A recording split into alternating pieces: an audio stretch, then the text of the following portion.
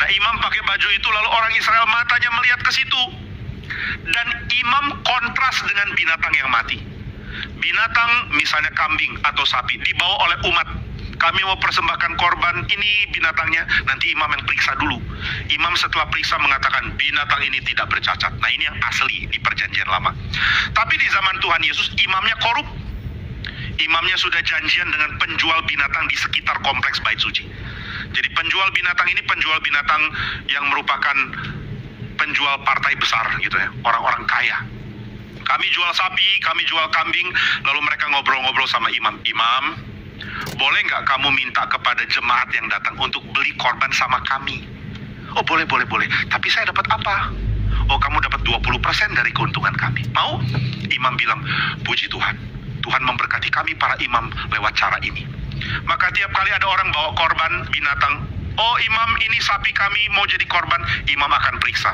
Lalu dia lihat ada nggak tanda-tanda toko korban di pinggir Bait Suci. Dilihat, oh kok nggak ada lambang, misalnya apa ya? Nggak usah sebut merek ya, saya lagi pikirin merek, nggak usah lah. Kok nggak ada lambang toko di sebelah ya? Maaf, ini binatang bawa dari mana? Oh, dari rumah.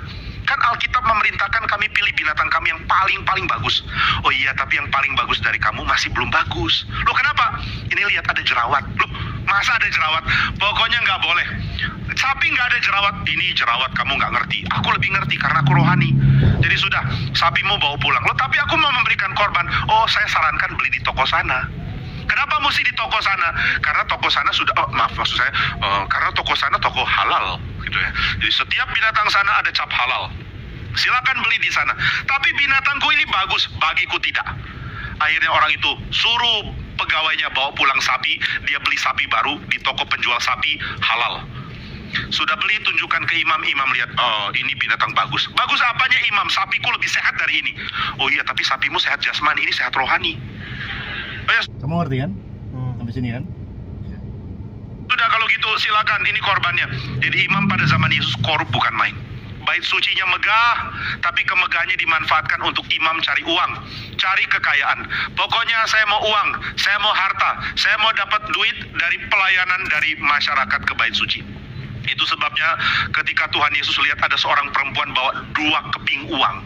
Lalu orang ini masukkan seluruh keping uang itu ke persembahan bait suci. Yesus mengatakan, kamu lihat di antara semua kamu tidak ada beri persembahan lebih besar dari perempuan ini. Dia memberikan seluruh nafkahnya. Nah, kita selalu pikir ini adalah dorongan untuk beri persembahan lebih banyak. Tidak. Yesus tidak sedang mengatakan, ayo beri persembahan kayak janda ini. Beri semua yang kamu punya untuk bangunan bait suci. Tidak. Yesus mengatakan dia punya hidup harusnya dipelihara.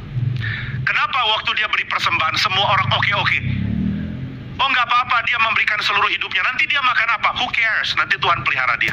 Tuhan pelihara dia lewat kamu para imam. Kenapa engkau tidak pedulikan orang-orang ini? Orang ini nggak bisa makan karena beri persembahan. Kenapa tidak perhatikan makanan mereka? Ini yang Tuhan Yesus katakan sebenarnya. Maka saudara perhatikan, setelah peristiwa janda memberikan 2 peser, 2 keping uang, Yesus mengatakan bait suci harus hancur. Itu bukan kebetulan disandingkan. Sekarang banyak pendeta justru jadikan itu contoh ya, heran. Ayo kamu udah kasih seluruh nafkahmu belum? Saudara bahkan janji iman pun tidak menuntut saudara berikan seluruh uang. Saudara punya berapa di bank, kasih semua, tidak. Tapi saya minta saudara harus berani berkorban. Nah, ini lainnya. Berani berkorban bukan beri semua memang. Saudara harus tanggung jawab untuk tabunganmu, tanggung jawab untuk anak, tapi berani berkorban juga untuk gereja. Mari seimbang.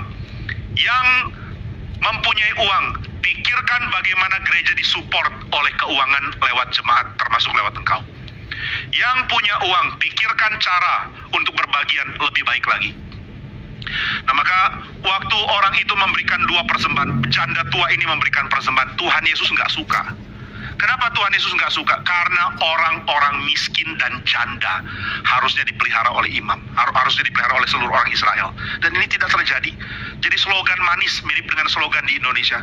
Fakir, miskin, dan anak terlantar dan orang terlantar dipelihara oleh negara. Bagaimana negara bisa pelihara orang miskin? Kalau negara sibuk memperkaya diri dengan ambil uang orang sehingga orang jadi miskin. Saudara, negara ini negara yang kacau, perlu presiden yang baik. Kalau kita sudah punya presiden yang baik sekarang, harap berikut ada presiden yang baik lagi. Kalau semua orang cuma ingin nafsu politiknya dipuaskan lewat pemilu, orang-orang ini akan celaka.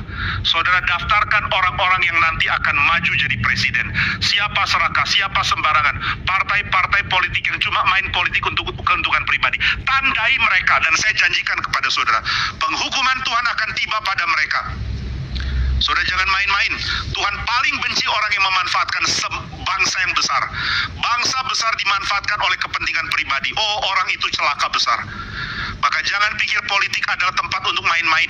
Tempat untuk memanfaatkan supaya saya bisa dapat keuntungan, saya bisa dapat kedudukan, partaiku bisa kaya, partaiku bisa sukses, aku bisa deal dengan konglomerat. Konglomerat bisa punya undang-undang yang membuat mereka makin kaya, dan kekayaan mereka akan support saya untuk kampanye, dan nanti saya jadi presiden, saya akan lindungi mereka. Oh, orang ini akan celaka. Maka biar kita doakan supaya Tuhan beri celaka kepada orang-orang yang memanfaatkan bangsa ini. Biar orang bagus yang jadi presiden. Biar tidak ada motivasi partai di dalamnya. Biar tidak ada kepentingan kelompok. Biar orang agung muncul jadi pemimpin yang diberkati Tuhan, sehingga bangsa ini dapat berkat. Nah, maka Tuhan marah. Kenapa orang miskin tidak dijaga? Kenapa menjaga orang miskin cuma slogan?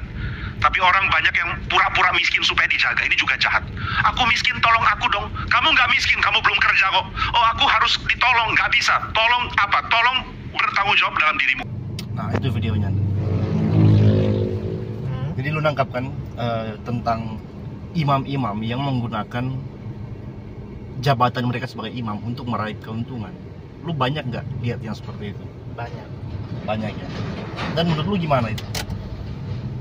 Orang pendeta hamba Tuhan yang menjadikan dirinya sebagai yang mendapat keuntungan terbesar dari dalam gereja yang dia layani. Itu sama aja kayak imam-imam yang tadi diceritakan. Iya ya. Gimana pendapat lu soal para imam yang atau pendeta yang hari ini malah berkolaborasi dengan pemimpin-pemimpin rakus jahat untuk keuntungan? Ya kalau kayak gitu ya berarti dia nyari panggung sebenarnya. Entah itu dia mempunyai agenda politiknya sendiri. Iya. Entah itu demi menaikkan citra dirinya atau citra gerejanya atau citra apapun, kita nggak pernah tahu apa yang dia bawa. Cuma kalau ada seorang pendeta yang sudah terlalu dekat dengan pemerintahan, dia selalu muncul seakan-akan mewakilkan suara seluruh orang Kristen di Indonesia, ya kurang bagus lah. Benar. Banyak juga orang Kristen yang nggak sependapat. Banyak dia maju itu bukan berarti dia mewakili seluruh suara Kristen di Indonesia, enggak. Salah besar. Tidak bisa mewakili. Gua tuh punya satu pemikiran yang sangat mungkin sudah tidak dipikirkan oleh banyak orang Kristen saat ini, yaitu apa yang menjadi tugas utama gereja, tugas utama dari institusi gereja, yaitu adalah untuk memberikan pengajaran Alkitab kepada jemaat yang notabene juga adalah masyarakat. Dan akhirnya dengan demikian mereka bertumbuh secara moralitas Kristen di dalam masyarakat. Tapi juga di sisi lain pengajaran itu atau penginjilan itu adalah bagaimana orang-orang miskin, orang-orang yang bukan miskin karena dia malas tentunya tapi miskin karena menerima ketidakadilan karena sistem atau karena keadaan cacat fisik atau karena ditinggalkan oleh suaminya menjadi janda dan di saat dia sudah tua tidak ada lagi yang menghidupi dia karena keadaan lah, bukan karena kemauan dia. Itu gereja harus berperan besar dalam menolong mereka itu. Jadi gereja itu menjadi kayak partnernya di dalam masyarakat, itu partnernya pemerintah untuk memang mensejahterakan, baik sejahtera secara moral tapi juga sejahtera secara sosial gitu kan. Nah, tapi sekarang gereja itu lu sadar nggak sih? Udah minim sekali dalam hal pengajaran, benar nggak? Betul. Pengajaran Kristen. Betul. Iya. Sehingga pun orang itu menjadi self-centered, jadi individualis, karena kebanyakan yang dikutbahkan tentang sukses, Ya, tentang berkat, kan. ya, bagaimana 5 langkah menjadi orang sukses dalam Kristen. Udah kayak kelas-kelas motivasi, ya kan? Kalau sebenarnya subjek Alkitabnya udah kurang ya. Iya, pembahasan doktrinalnya udah nggak ada lagi dibahas, nggak ada lagi menjadi program-program yang penting di dalam gereja misalnya. Kamu sendiri sebagai orang Kristen yang sudah 28 tahun, 27 tahun, Ya, 27. masih banyak kan hal yang lu belum mengerti kan dalam Kristenan kan? Banyak. Banyak. Harusnya itu kan menjadi tanggung jawab gereja untuk mengajarkan kamu. Iya. Iya kan? Tapi sekarang mimbar-mimbar hari Minggu hanya menjadi tempat-tempat di mana pendeta itu ya bersaksi hidup pribadinya, Iya. ya kan? Dan nggak mendalami Alkitab lagi, dan kita menjadi korban sebenarnya jemaat, menjadi korban dari ya teologi-teologi yang lain yang bukan mengarahkan kepada Alkitab. Iya, betul. Iya kan? Nah, menurut lu gimana? Apa harapan lu buat gereja ke depannya? Lu sebagai seorang pelaut. Gereja seharusnya bisa selalu menjadi apa ya? Pengingat kita sebagai masyarakat untuk bisa menjalankan kewajiban-kewajiban kita sebagai umat beragama, bukan hanya dengan mengingatkan membayar perpuluhan atau membantu. Maksudnya ya jangan tentang uang terus lah. Benar. Bisa juga kan kita bercerita tentang bagaimana kita memilih pemimpin yang baik. Seolah kita juga udah mau masuk ke 2024. Kita juga bisa diajarkan kriteria-kriteria pemimpin seperti yang dijanjikan Tuhan. Nah, itu harus kita tahu. Benar. Agar umat Kristen itu tahu bagaimana cara memilih seperti kriteria-kriteria dalam Alkitab. Apakah orang harus begini, begitu, contoh-contohnya apa, atau bisa dibahas dengan sejarah, misalnya Raja Daud, Raja Salomo, siapapun lah. Kita kurang di situ. Iya, benar. Jadi kita sendiri tidak pernah, orang Kristen akan selalu menjadi pemimpin. Ya, emang ada ayatnya. Nah, kamu akan menjadi kepala, bukan menjadi buntut. Itu kan ada ayatnya kan. Cuma kurang tahu lah di ayat berapa. Cuma gereja sendiri kurang mengajarkan bagaimana Menjadi kita kepala harus yang baik. menjadi kepala yang baik, ataupun kita harus memilih seorang Kepala. kepala, bagaimana. Itu yang kurang diterapkan dalam bergereja. Saya sempat dengar satu juga kutipan yang mengatakan bahwa kepala yang ideal adalah Kristus kan. Ya. Kristus kepala gereja. Tapi coba lihat bagaimana hidup Kristus. Dia sederhana, Ya. dia nggak hidup mewah, dia tidak mengejar kekuasaan dengan cara yang tidak baik, malah dia berkorban kan, mengorbankan dirinya. Ini kepala yang baik. Tapi banyak orang Kristen paham kepala itu ya kamu menjadi pemimpin dalam arti menduduki sebuah jabatan, Ya, hidup ya. lu mewah, hidup lu besar.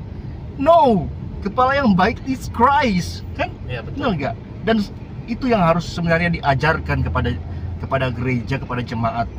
Inilah Kristuslah kepala yang baik. Kalau mau lihat pemimpin, lihatlah Kristus. Ya. Dan cari orang pemimpin, pejabat yang memberi diri dalam pemerintahan, pelayanan pemerintahan yang karakternya like Christ, ya kan? Ya.